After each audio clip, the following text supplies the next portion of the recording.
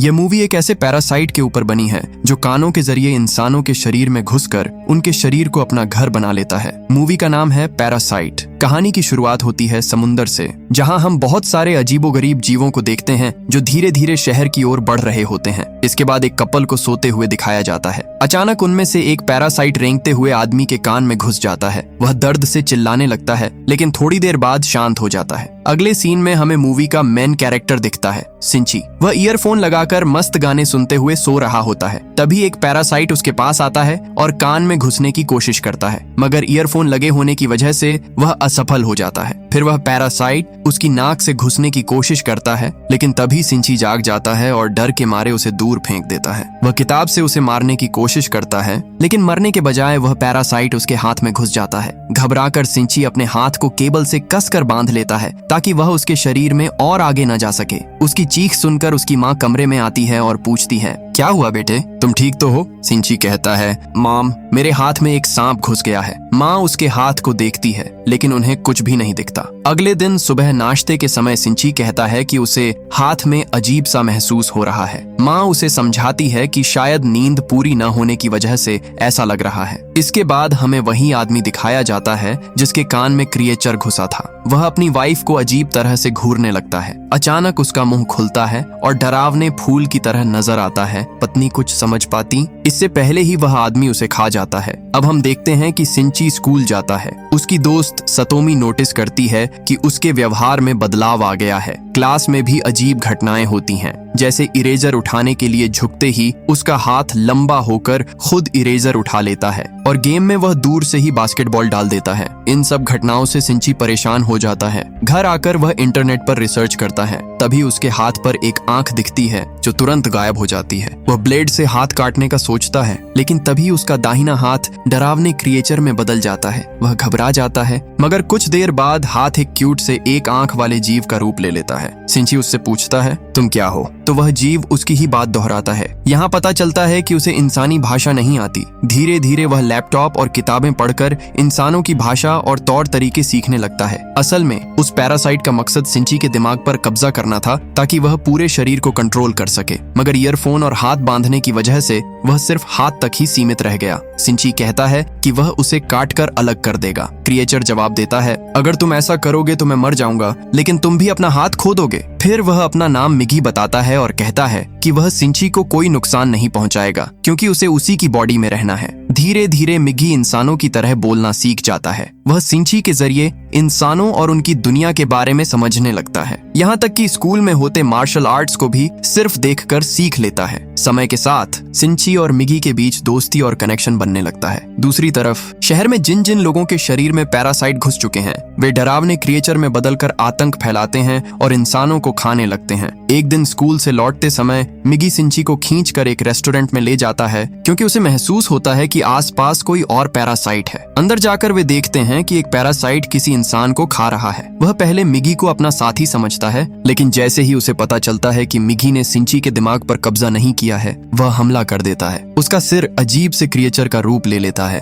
और सिंची पर टूट पड़ता है, मगर मिगी उसका सिर काटकर सिंची को बचा लेता है क्योंकि अगर सिंची मरता तो मिगी भी मर जाता। धीरे धीरे शहर में लाशें मिलने लगती हैं और लोग गायब होते जाते हैं। पुलिस को कोई अंदाजा नहीं होता कि इतना सब कौन कर रहा है। आखिर में सिंची और मिगी की बातचीत होती है। सिंची कहता है कि हमें इन परजीवियों को रोकना होगा, इंसानों को ऐसे मारना गलत है। मिगी जवाब देता है, पैरासाइट का खाना ही इंसान है। जैसे इंसान जानवरों को मारकर खाते हैं, वैसे ही पैरासाइट इंसानों को खाते हैं क्योंकि उनका खाना ही इंसान है। अगर इंसान अपना पेट भरने के लिए दूसरे जानवरों को मारकर खा सकते हैं, तो हम पैरासाइट सरवाइव करने के लिए इंसानों को क्यों नहीं खा सकते? इसमें तो कुछ गलत नहीं है। अब आपको पैरासाइट की यह बात कैसी लगी, मुझे कमेंट में जरूर बताइए। अगले दिन स्कूल में मीटिंग के दौरान मिगी को अपने आसपास एक और पैरासाइट होने का एहसास होता है और वह पैरासाइट कोई और नहीं बल्कि उनकी नई टीचर तामिया होती है। वह भी सिंची को पहचान जाती है क्योंकि उसके भी शरीर में एक पैरासाइट था। स्कूल के बाद सिंची उनसे मिलने जाता है। तामिया उसे बताती है कि मुझसे डरने की कोई जरूरत नहीं है, वह सिर्फ इंसानों के रहन सहन पर स्टडी कर रही है। उसके बाद तामिया सिंची को दो और लोगों से मिलवाती है जिनके अंदर पैरासाइट थे।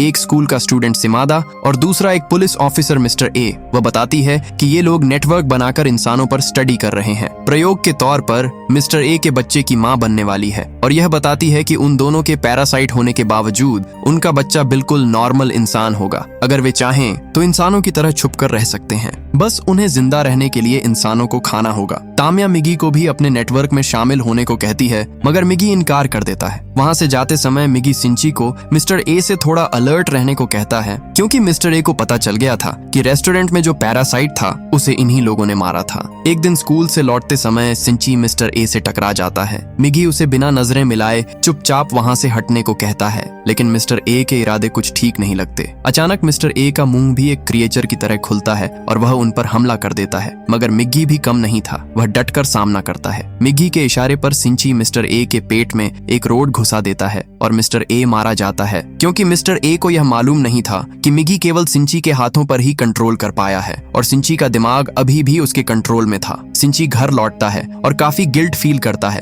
क्योंकि उसने खून कर दिया था, लेकिन हम देखते हैं कि मिस्टर ए पूरी तरह मरा नहीं था। उसके अंदर का पैरासाइट वहां से गुजरते हुए दूसरे किसी इंसान की बॉडी में घुस जाता है और वह इंसान कोई और नहीं बल्कि सिंची की मॉम होती है। कुछ देर बाद मिगी सिंची को फिर उठाता है और कहता है कि कोई और भी पैरासाइट हमारे पास आ रहा है और वह बहुत ही ज्यादा खतरनाक है। सिंची नीचे जाकर देखता है तो गेट से उसकी माँ आती दिखती हैं, जिनकी बॉडी पर अब पैरासाइट ने कब्जा कर लिया था। मिगी कहता है कि उनके पास और कोई चारा नहीं है, उसे अपनी माँ को मारना ही होगा, नहीं तो वह उन्हें मार डालेगी। लेकिन सिंची ऐसा करने से मना कर देता है। तभी उसकी माँ का सर भी एक अजीब क्रिएचर की तरह खुलकर उस पर हमला कर देता है, जिससे सिंची की छाती में बहुत गहरी चोट लगती है। इसके बाद वह माँ वहां से चली जाती है। अगले दिन हम पाते हैं कि सिंची ठीक सलामत है, जैसे कुछ हुआ ही न था। वह ठीक हुआ क्योंकि मिगी ने अपने सेल से सिंची के हार्ट में हुए छेद को भर दिया था। अब सिंची का सिर्फ एक ही मकसद था, अपनी माँ को ढूंढकर मिस्टर ए के पैरासाइट को खत्म करना। सिंची अपनी माँ को ढूंढता है पर उनका ठिकाना नहीं मिलता। वह तामिया से भी मिस्टर ए के ठिकाने के बारे में पूछता है, पर तामिया कुछ नहीं बताती। सीन बदलता है और हमें दिखता है कि काफी जांच पड़ताल के बाद पुलिस को रेस्टोरेंट और मिस्टर ए की बॉडी के पास सिंची के फिंगरप्रिंट मिलते हैं, जिस वजह से पुलिस को उस पर शक होता है और वे पूछताछ के लिए उसके घर जाते हैं। लेकिन वहां उन्हें कोई ठोस सबूत नहीं मिलता और वे लौट जाते हैं। अब क्योंकि मिगी ने सिंची के दिल को अपने सेल से ठीक किया था, इसलिए सिंची में भी मिगी की पर्सनालिटी आ गई थी। वह भी अब उसकी तरह थोड़ा थोड़ा बिहेव करने लगा था। पहले वह डरपोक और चुपचाप रहने वाला था, लेकिन अब एकदम निडर और एरोगेंट हो गया था। एक दिन जब वह सतोमी के साथ शॉपिंग कर रहा होता है तो रास्ते में पड़े मरे हुए कुत्ते को उठाकर डस्टबिन में फेंक देता है। उसकी इस इमोशनल लेस हरकत को देखकर सतोमी गुस्सा हो जाती है और दोनों के बीच फिर से लड़ाई हो जाती है। इसी बीच मिगी बताता है कि सिंची के दिल को सेल से रिपेयर करने के बाद अब उसे हर दिन कम से कम 4 घंटे सोना होगा। यह नींद कभी भी आ सकती है और अगर उसी समय किसी पैरासाइट ने हमला कर दिया तो मिगी उसकी मदद नहीं कर पाएगा। सिंची को अकेले ही निपटना होगा। उधर तामिया के कहने पर एक पैरासाइट मेयर की बॉडी पर कब्जा कर लेता है ताकि इलेक्शन जीतकर पूरे शहर पर कंट्रोल कर सके। इसके बाद सिंची के स्कूल में वही लड़का दिखाई देता है जिसे तामिया ने उससे मिलवाया था। यहाँ सिमादा भी स्कूल ज्वाइन करता है ताकि सिंची पर नजर रख सके। वह सबके सामने बहुत फ्रेंडली बनने का नाटक करता है। एक दिन पेंटिंग क्लास में एक लड़की सिमादा के सिर से एक बाल उखाड़ लेती है। हैरानी की बात यह थी कि सिर से अलग होने के बावजूद वह बाल हिल रहा था जैसे उसमें जान हो। इस तरह पूरी क्लास को पता चल जाता है कि सिमादा असल में एक मॉन्स्टर है। इसके बाद सिमादा अपना असली रूप दिखाता है और क्लास के सभी बच्चों पर हमला करता है। उसी क्लास में सतोमी भी मौजूद थी। वह वहां रखी एक एसिड की बोतल उठाकर सिमादा पर फेंक देती है। एसिड गिरते ही सिमादा बेकाबू हो जाता है और सबको एक एक करके मारने लगता है। चिल्लाने की आवाज सुनकर सिंची ऊपर आता है और चारों तरफ लाशें देखकर उसके होश उड़ जाते हैं। किसी तरह वह सतोमी को बचाकर नीचे कूद जाता है। तामिया भी पहुंचती है और देखती है कि सिमादा पूरी तरह पागल हो चुका है ताकि पैरासाइट्स का सच सबके सामने न आए। वह उस पर एक्सप्लोसिव फेंक देती है, लेकिन धमाके के बावजूद भी सिमादा जिंदा रहता है और स्कूल की छत की ओर बढ़ता है। पुलिस वहां पहुंचकर गोलियां चलाती है, मगर सिमादा उन्हें भी एक एक करके मार देता है। इधर सिंची को पता चलता है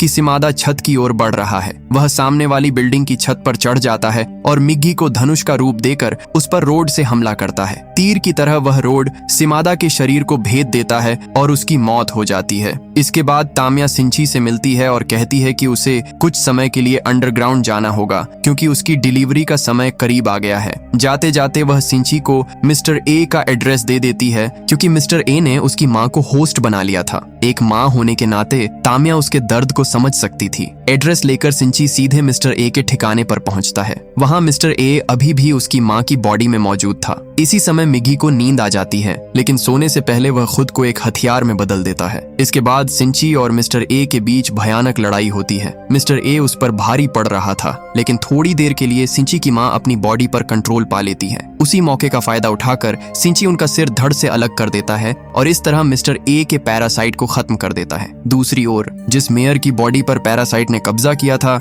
वह चुनाव जीत जाता है और अब पूरे शहर पर कंट्रोल कर सकता था। इस केस की जांच कर रहे डिटेक्टिव को एक स्पेशल टीम का बुलावा आता है और उनसे केस की सारी फाइलें ले ली जाती हैं। पैरासाइट्स को खत्म करने के लिए अब एक नए मिशन की शुरुआत होती है, जिसका नाम था ह्यूमन लाइफ प्रोटेक्शन। इसके बाद तामिया को उस मेयर के साथ देखा जाता है, जिसके पास एक बेहद ताकतवर और रहस्यमयी पैरासाइट था, जिसका नाम था गोटो, और वह शायद इन सब का लीडर भी था। मूवी के आखिर में सिंची हॉस्पिटल में सतोमी से मिलता है और कसम खाता है कि वह शहर में मौजूद हर एक पैरासाइट को खत्म करके ही दम लेगा। तभी हमें दूसरी बिल्डिंग में एक जासूस दिखता है जो उन पर नजर रखे हुए था और उनकी तस्वीरें ले रहा था। यहीं पर यह मूवी खत्म हो जाती है। अगर वीडियो आपको अच्छी लगी हो तो हमारे चैनल को सब्सक्राइब और वीडियो को लाइक जरूर कीजिएगा।